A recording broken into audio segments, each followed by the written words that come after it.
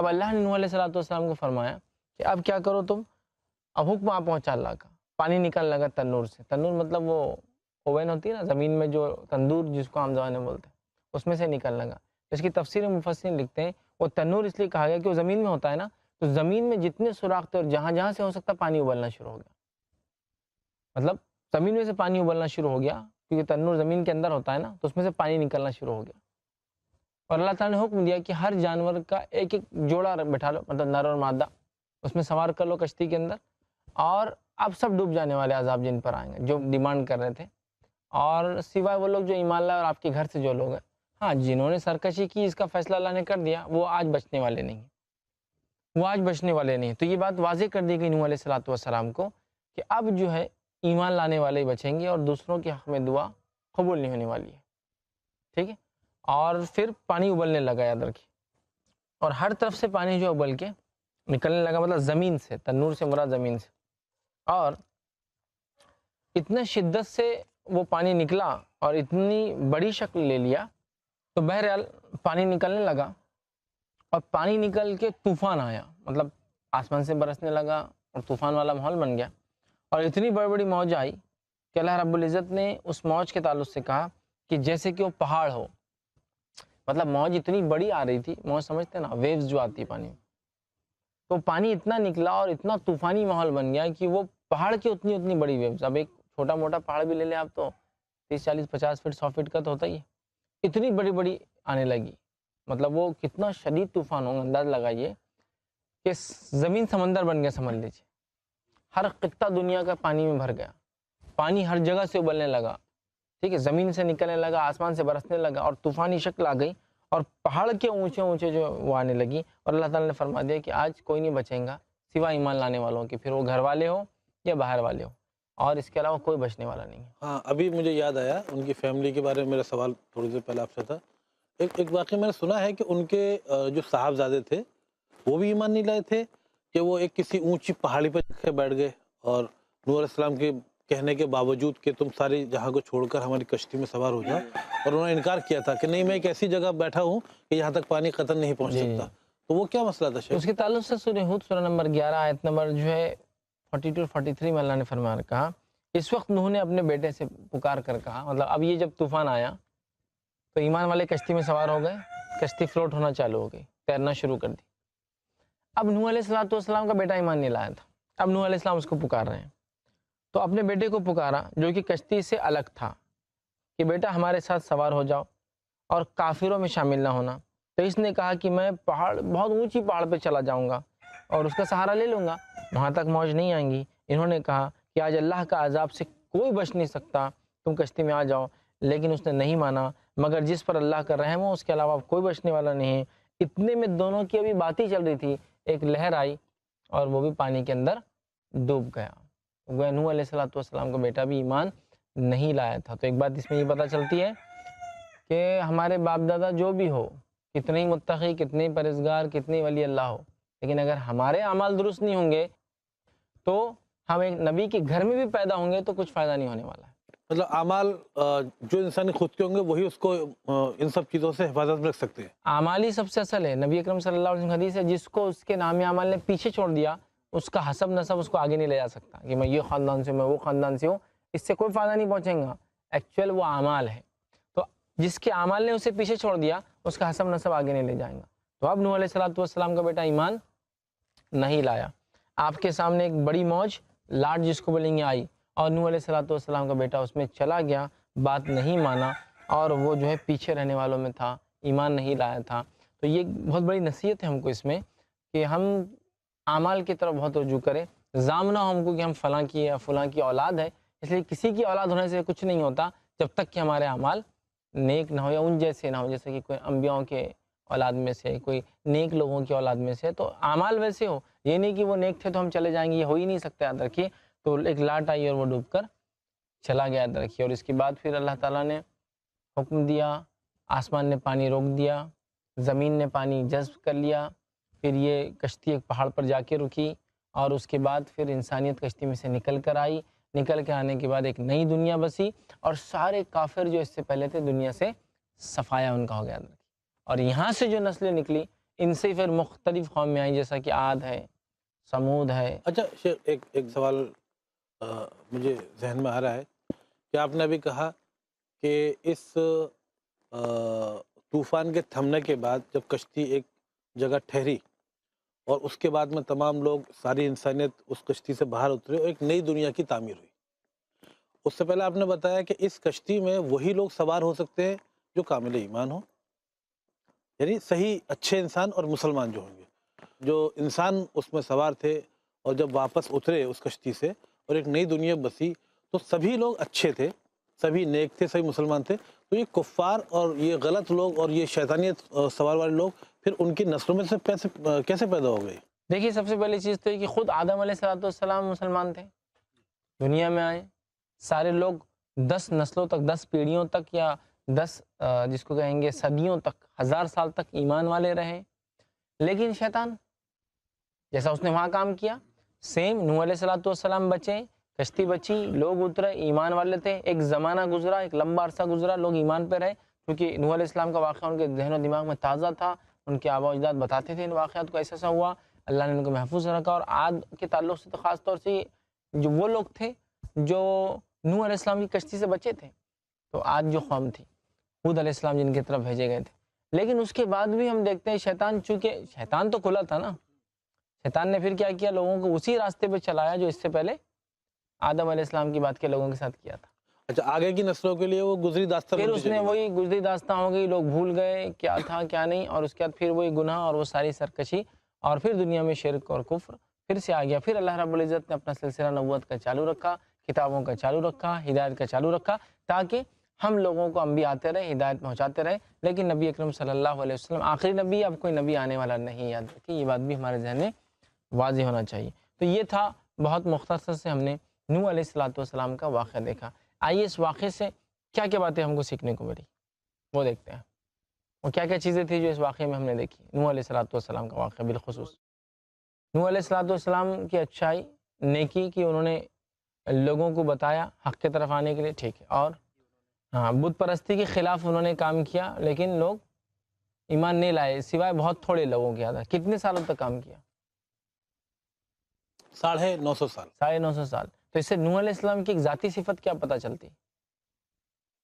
کہ انہوں نے، یہ تو ان کا تبلیغی وقت تھا، اس سے پہلے کی زندگی اور بعد کی زندگی کے بارے میں اللہ ہی بہتر جانتا ہے۔ وہ تو تھی، لیکن ان کی ذاتی ایک صفت پتہ چلتی ہے اس سے، 950 سال تک دعوت کا کام کیا، کہ ان کا خود کا جو اعتماد تھا، وہ کامل ایمان تھے اور اپنا توحید پر عمل کرتے تھے۔ اور ایک چیز پتہ چلتی، 950 سال تک ایک آدمی نے کام کیا اور لوگ ایمان نہیں لائے، اس کو تکلیف پہنچا رہے، تو اس میں کیا چیز ہوں گی جس بنیاد پہ اس نے اتنے دن برداشت کیا؟ صبر۔ نوح علیہ السلام کا صبر کی 950 سال تک دعوت دی، اور ایک روایت میں آتا صرف 80 لوگ ایمان لائے اور 70 لوگ ایمان لائے، مطلب ایک سال میں ایک بھی نہیں ہو رہا ہے۔ تو نوح علیہ السلام کا صبر، 950 سال میں صرف 70 یا 80 لوگ ایمان لائے۔ صبر، عزم، مضبوطی، استقامت، اتنی مطلب انبیاء میں اتنی زیادہ ہوتی ہے۔ ایک سوال اور اس سے بنتا ہے کہ نوح علیہ السلام کے 950 سال تبلیغی کام کے بعد میں اگر صرف 70 یا 80 لوگ ایمان لے کر آئے تھے، تو اس کشتی پر بھی صرف یہی 70 یا 80 لوگ موجود رہے ہوں گے۔ ظاہر سی بات ہے، نوح علیہ السلام پہ جتنے لوگ ایمان لائے تھے وہ کشتی پر سوار ہوئے، ہو سکتا ہو 70-80 جو تھے اتنے ہی ہوں، اور گھر کے ہو سکتا کچھ اور افراد ہو، یہ وہ ہو جو گھر کے افراد سے علاوہ ایمان لائے ہو، خاندان سے ہٹ کر دوسرے لوگ، یہ بھی ہو سکتا ہے، کل ملا کر سارے ہی لوگ، خاندان کے غیر خاندان ملا کے۔ بہرحال یہ بات طے ہے کہ اتنے ہی لوگ کشتی میں سوار تھے جتنے ایمان والے تھے، پھر ان کی تعداد بہرحال جو بھی رہی ہو، یاد رکھیے۔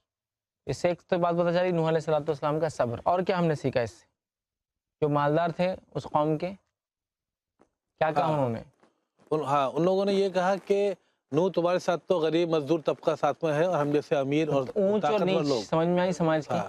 مطلب نوح علیہ السلام کے زمانے میں، آدم علیہ السلام کے بعد یہ مسئلہ نہیں تھا، لیکن اب اونچ نیچ تبھی آ گئی تھی۔ انسانیت میں یہ چیز ذہن میں شیطان نے ہمیشہ ڈالی کہ تم اونچے اور نیچے ہو۔ اسلام یہ کہتا ہے کہ کوئی انسان اونچا اور نیچا نہیں ہوتا مال کی وجہ سے، خوبصورتی کی وجہ سے، یا کسی کے گھر میں پیدا ہونے کی وجہ سے۔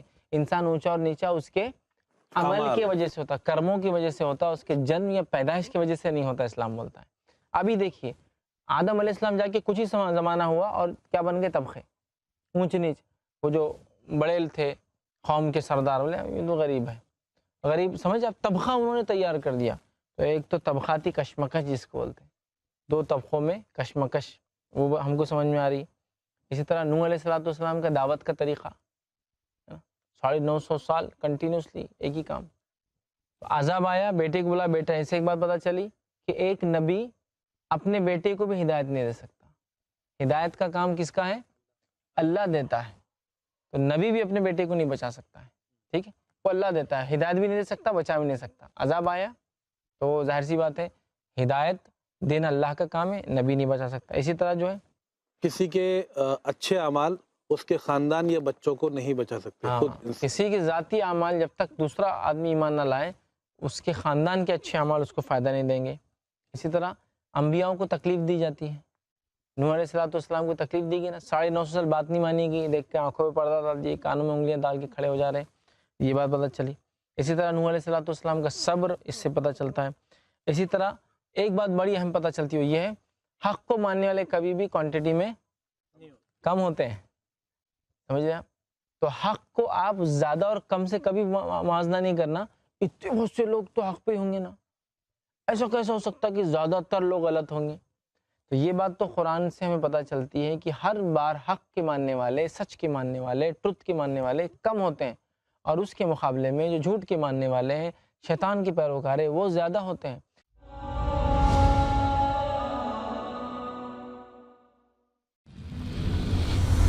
امن عالم جانی نوح علیہ السلام پر ایمان لانے والے 60 70 80 90 جو بھی رہے ہو، لیکن وہ کوانٹٹی کم تھی عام لوگوں سے جو اس زمانے میں تھے. اسے پتہ چلا حق کو آپ زیادہ اور کم سے نہیں پیمانہ کرنا. زیادہ لوگ جو کر رہے وہ صحیح ہوں گا ایسا نہیں ہے.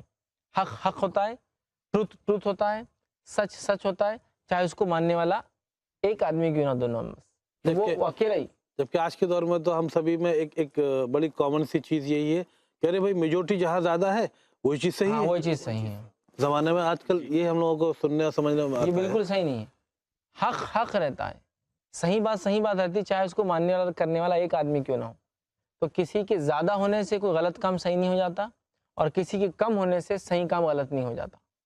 ٹھیک ہے، تو حق ہے، تو یہ بھی پتہ چلا. اسی طرح جو ہے مومنوں کو ہر دور میں آزمائش آئی. نوح علیہ السلام کو تکلیف دی گئی، ان کے پیروکاروں کو بھی دی گئی ہوں گی. یہ بالکل ایسی چیز ہے کہ جو انبیاؤں پر ایمان لاتے ہیں ان کو بھی ابتدائی دور میں تکلیف ہوتی ہے. نبی اکرم صلی اللہ علیہ وسلم پہ ایمان لانے والے صحابہ کو یہی ہوا، بہت تکلیف پہنچی. ٹھیک ہے، اسی طرح جو ہے بری صحبت کا انجام بھی ہم دیکھ رہے ہیں. نوح علیہ السلام کا بیٹا بری صحبت میں تھا کافروں کے، نتیجتاً وہ بھی جو ہے پانی میں ڈوب کے ہلاک ہو گیا. اسی طرح جو ہے بت پرستی کی حقیقت بھی ہم دیکھتے ہیں کہ بت پرستی کی کوئی حقیقت نہیں ہے نا، شیطان نے اس کو ڈالا انسانوں میں لا کے. اور طوفان عذاب کی ایک قسم ہے، یہ بھی پتہ چلا ہم کو. طوفان جب آتے ہیں یہ عذاب کی ایک قسم ہے. یہ ساری باتیں اس واقعے سے بہرحال نوح علیہ السلام کے ہم کو جو ہے پتہ چلی. تو یہ ایک اور واقعہ تھا جو ہم نے دیکھا نوح علیہ السلام کا، کہ کیسے اللہ تعالیٰ نے اپنے اس نبی کو بھیجا اور انہوں نے کیسے دعوت دی، کیسے صبر کیا، کیا کیا انجام ہوا، قوم نے کیا کیا، اللہ نے پھر اس کے بدلے میں کیا کیا. اور انشاءاللہ عزیز نوح علیہ السلام کو دنیا میں بھی اس کا اجر اللہ تعالیٰ نے دیا، اور آخرت میں تو انشاءاللہ عزیز ضرور بھی ضرور اپنے نیک بندوں کو اللہ اجر دیتا ہی ہے. دیکھیے یہ بات تو طے تھی کہ آدم علیہ السلام کی قد بھی ہم نے دیکھا 90 فٹ تھا، عمریں بھی ان لوگوں کی لمبی ہوتی تھی. اس کے بعد قد بھی چھوٹا ہونا چالو ہو گیا، انسان کی عمریں بھی کم ہونا چالو ہو گئی. اور آپ نے فرماتے ہیں میری امت کا جو ہوگا وہ 60 سے 70 یا 50 سے 60 کے بیچ میں عمریں رہیں گی، یہ ایوریج ایج رہیں گی. ہاں آج کل تو قد بھی کم ہو گیا اور عمر بھی کم ہو گئی ہے. ٹھیک ہے، تو اس زمانے میں ہوتے تھے. اور اسی لیے ایک روایت میں آتا صحابہ نے جب یہ واقعہ سنے، نوح علیہ السلام 950 سال، ہاں، تو انہوں نے سوچا رہے نیکی میں کتنے آگے بڑھ گئے یہ لوگ، عمر لمبی تو نیکی زیادہ کرنے کا موقع. اسی لیے اس امت کو کم عمر میں زیادہ نیکی کرنے کے لیے ایک چیز دی گئی. وہ کیا ہے؟ کم عمر میں زیادہ نیکی کر لو. تم بھی پرانے واقعہ سن رہے ہو، تم وہ لوگوں نے اتنی نیکی کی، تم بھی کم عمر میں زیادہ نیکی کرو. کیا چیز دی گئی ہم کو؟ ایک رات دی گئی ہم کو، وہ ہے شب قدر. شب قدر ہمیں دی گئی اس لیے کہ شب قدر کی ایک رات کی عبادت 1000 مہینوں سے افضل ہے، 1000 مہینوں سے افضل ہے۔ 1000 مہینوں کو اگر سالوں میں تبدیل کرے تو 83 سال اور 4 مہینے ہوتے ہیں۔ 83 سال 4 مہینے، تو اگر ایک انسان نے ایک رات پالی تو 83 سال کا ثواب، 2 راتیں پالی اگر موٹا حساب لگا تو 160 سال کا ثواب، 10 راتیں پالی تو 830 سال کا ثواب، 20 راتیں پالی ہے نا تو 1660، اب ایسا حساب لگا تقریباً 60-70 سال کی عمر میں اگر 20-30 راتیں بھی آدمی پا لیتا ہے تو الحمدللہ اس کا ملٹیپلیکیشن۔ اگر ان کی عمریں لمبی تھی اور انہوں نے نیک اعمال کیے تو ہماری کم عمروں کو بھی اللہ نے ملٹیپلائی کر دیا شب قدر کے ذریعے، جو کہ کم عبادت کو بھی زیادہ ثواب میں زیادہ بدل ثواب۔ دیا۔ وہ کب آتی ہے؟ رمضان کے آخری عشرے کی تاخراتوں میں، یہ کوئی ایک فکس رات نہیں ہے، تو آخری عشرے کی تاخراتیں کیا ہے؟ 21، 23، 25، 27 اور 29، صرف ایک رات نہیں، 27، 5 کو ہم کو جاگنا ہے۔ اور نبی اکرم صلی اللہ علیہ وسلم تو پوری 10 راتیں جاگتے تھے یہ آخری عشرے میں، اور اپنے گھر والوں کو بھی اٹھاتے تھے، ہو سکتا ہے آج تاخرات ہے، عبادت کر لو، ہو سکتا ہے شب قدر ہو، تو ہماری عمریں بھی کم ہو کر بھی ملٹیپلائی ہو سکتی ہے، بلکہ اس زمانے کے لوگوں سے بھی زیادہ ہم زیادہ ثواب اٹھا سکتے ہیں، کہ انہوں نے تو 950 سال یا 1000 سال یا 2000 سال زندہ رہ کی عبادت کی، جو کتنا مشکل ہوتا نا، روز 5 وقت کی نماز پڑھنا۔ ہم کو تو 60 سال کی عمر ہے، شب قدر پانا اور ملٹیپل ٹائم ثواب پاتے جانا اللہ سے، کہ 83 سال اور 83 سال اور 83، 1000 مہینوں سے افضل ہے۔ مفسر لکھتے ہیں 1000 مہینوں سے افضل سے مراد منیمم 1000 منتھس کا تو ثواب ہے، اس سے زیادہ کتنا وہ اس کے انٹینسٹی اور نیت پر ہے کہ کس شدت سے اللہ کی عبادت کرتا ہے۔ ٹھیک ہے، تو ہمیں مایوس ہونے کی ضرورت نہیں ہے کہ پچھلے لوگوں کی عمریں زیادہ تھی، ہماری عمریں بھی کم میں ہم ملٹیپلائی کر سکتے ہیں۔ اچھی اپورچونیٹیز اللہ نے ہمارے لیے رکھی ہیں الحمدللہ۔ تو یہ واقعہ ہم دیکھ رہے تھے نوح علیہ السلام کا، جو پہلے رسول تھے انسانیت کی طرف بھیجے گئے، اور جنہوں نے 950 سال اپنی قوم کو دعوت دی، لیکن قوم ایمان بہرحال نہیں لائی۔ ایمان لانے والوں کو اللہ نے کشتی کے ذریعے بچا لیا، اور جو ایمان نہیں لائے بہرحال وہ غرق آب ہوئے، پانی میں ڈوب کر جو ہے ہلاک اور برباد ہوئے۔ انشاءاللہ عزیز ہم کچھ اور بھی واقعہ اگر آپ سننا چاہیں گے۔ ہاں بالکل بالکل، میرے خیال سے جتنا ہم نے ریسرچ ورک سارا دن میں کیا ہے، اس کو سیکھنے اس کو کرنے کے بعد میں دلی تسکین نہیں ملتی ہم کو۔ اب یقین جانیے کہ اس قرآن کے ذریعے اور قرآن کے حوالے سے جو علم ہم کو حاصل ہو رہا ہے آپ کے ذریعے سے، اس میں ایسا لگتا ہے کہ واقعی میں زندگی کا مقصد اور آخرت کی منزل کا احساس ہمیں ہونے لگا ہے، اور یہ بہت تسکین اور ضروری ہے، ہمارے دل کو تسکین اس سے مل رہی ہے، اور ہم چاہتے ہیں کہ یہ سلسلہ آگے بھی ایسے ہی آپ آگے بڑھاتے رہیے۔ تو آئیے پھر آگے ہم بڑھتے ہیں، ایک دوسرا اور ایک نبی کا جو ہے اس میں سلسلہ ہم جوڑتے ہیں اس واقعے کے اندر۔ وہ میری دوسری کتاب انشاءاللہ، اگر آپ میرے بیگ میں سے وہ کتاب لیں، انشاءاللہ پھر ہم اگلا جو ہے واقعہ دیکھیں گے۔ انشاءاللہ عزیز جو ہے ہم آگے بڑھتے ہیں، اور جیسا کہ ابھی ہم نے نوح علیہ السلام کا واقعہ دیکھا، آدم علیہ السلام کے بعد اسی طرح جو ہے اگلا واقعہ ہم دیکھیں گے ابراہیم علیہ السلام کا، اس لیے کہ قرآن میں اللہ رب العزت نے 5 پیغمبروں کو اولو العزم پیغمبر کہا۔ وہ پیغمبر جو بڑے حوصلے والے، جو ہے عزم والے تھے، اللہ نے ان سے بڑا کام لیا۔ وہ کون کون سے ہیں؟ پہلے نوح علیہ السلام، دوسرے ابراہیم علیہ السلام، تیسرے موسیٰ علیہ السلام، چوتھے عیسیٰ علیہ السلام، اور 5ویں محمد صلی اللہ علیہ وسلم۔ یہ 5 اولو العزم ہیں۔ تو ہم نے ایک تو دیکھ لیا اس میں سے، آدم علیہ السلام تو ظاہر سے تھے، پہلے نبی تھے، انسان تھے، تو ایک شروعات کہاں سے ہوئی اس کے بارے میں واقعہ دیکھا۔ اس کے بعد نوح علیہ السلام پہلے رسول بھی تھے اور اولو العزم پیغمبروں میں سے اول تھے، وہ بھی ہم نے دیکھ لیا۔ تو آئیے اگلا جو ہے ہم ابراہیم علیہ السلام کے بارے میں دیکھتے ہیں، کیونکہ یہ بھی اولو العزم پیغمبر میں جو ہے دوسرے نمبر پہ آتے ہیں، نوح علیہ السلام۔ اب ابراہیم علیہ السلام کب آئے؟ تو ابراہیم علیہ السلام کا زمانہ کافی بعد کا ہے، اور ہمارے دور سے کافی قریب کا ہے۔ مطلب انسانیت کی پوری تاریخ کو اگر دیکھیں تو 3، 4 یا 5 ہزار یا 6 ہزار سال پرانا واقعہ بہت پرانا نہیں ہوتا ہے، کیونکہ انسانیت کی تاریخ بڑی لمبی ہے۔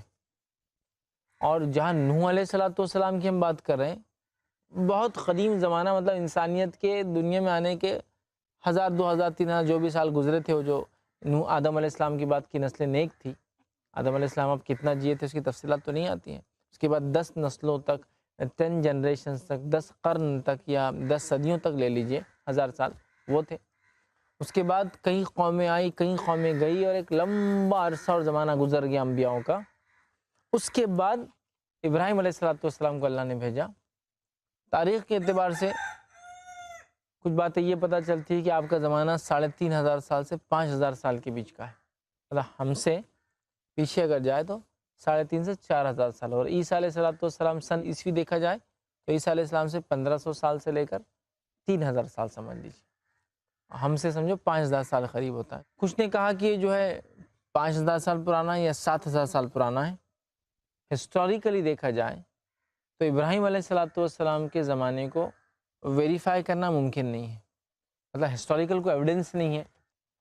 ہاں یہ ایویڈنس ہے کہ ابراہیم علیہ السلام یہاں تھے، تاریخ میں کچھ لکھا ہوا ہے، تو لہٰذا جو ہے ہم جو ہے اس چیز کو تو جو یہود و نصارہ کی روایتیں اسرائیلیات اس کو تو نہیں مان سکتے۔ تو اب ہم اگر یہ دیکھا جائے تو ایک رفلی جس کو کہیں گے آج سے 4000 سال سے لے کر 7000 سال کے بیچ کا کبھی تو بھی یہ وقفہ ہے۔ جب آپ کو اللہ تعالیٰ نے بھیجا تو اس زمانے میں پھر وہی حال ہو چکا تھا جو نوح علیہ السلام کا زمانہ تھا، وہی شرک، وہی کفر، لوگ اللہ کے ساتھ شریک کرتے تھے، اللہ کے ساتھ معبود بناتے تھے اور کفر میں آگے تھے، مطلب انہوں نے اللہ کا انکار کرنا سیکھ لیا تھا۔ تو اب جب ہم ابراہیم علیہ السلام کے زمانے کی بات کر رہے ہیں تو یہ وہی زمانہ ایک طرح سے ہم بات کر رہے ہیں جو نوح علیہ السلام کا زمانہ تھا۔ لوگ کافر ہو چکے تھے، لوگوں نے انکار کر دیا تھا حق کا، لوگ نبی کو نہیں مانتے تھے، لوگوں نے اللہ کے ساتھ شریک کر لیا تھا، توحید کو چھوڑ کر شرک کو اپنا طریقہ بنا لیا تھا زندگی جینے کا۔ ابراہیم علیہ السلام بھی نوح علیہ السلام کے جیسا 100% کافر ماحول میں آئے تھے، مطلب ایک ایسا ماحول جس کے اندر 100% لوگ کافر تھے، انکار کرنے والے تھے اللہ کا، یا مشرک تھے، اللہ کا انکار کے ساتھ شرک بھی کرتے تھے اس کی ذات میں، ٹھیک ہے۔ تو پھر سے یہ وہی زمانہ تھا، اور اس زمانے میں ابراہیم علیہ السلام کی شخصیت پیدا ہوئی۔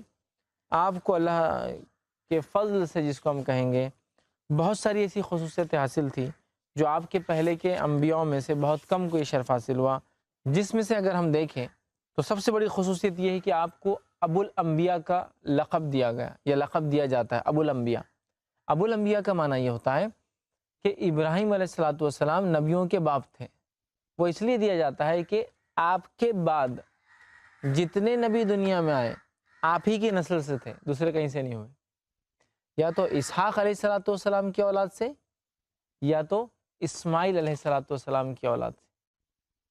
اسحاق علیہ السلام کی اولاد سے سلسلہ کنٹینیو چلتا رہا اور سووں ہزاروں نبی آئے، اور اسماعیل علیہ السلام کے سلسلے سے اسماعیل علیہ السلام کے بعد کوئی نبی نہیں آیا سوائے محمد صلی اللہ علیہ وسلم کے۔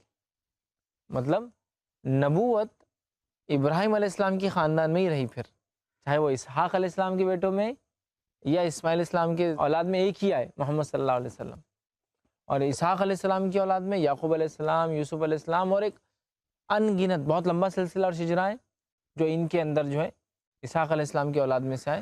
کچھ نے کہا کہ کم و بیش 2000 سے زیادہ انبیاء آئے بنی اسرائیل میں، اسحاق علیہ السلام میں، مطلب ان کی نسل میں، اور اسماعیل علیہ السلام کی نسل میں محمد صلی اللہ علیہ وسلم آخری نبی آئے۔ تو پتہ چلا ابو الانبیاء انہیں اس لیے کہا جاتا ہے کہ ان کے بعد نبوت صرف انہی کی خاندان میں رہے۔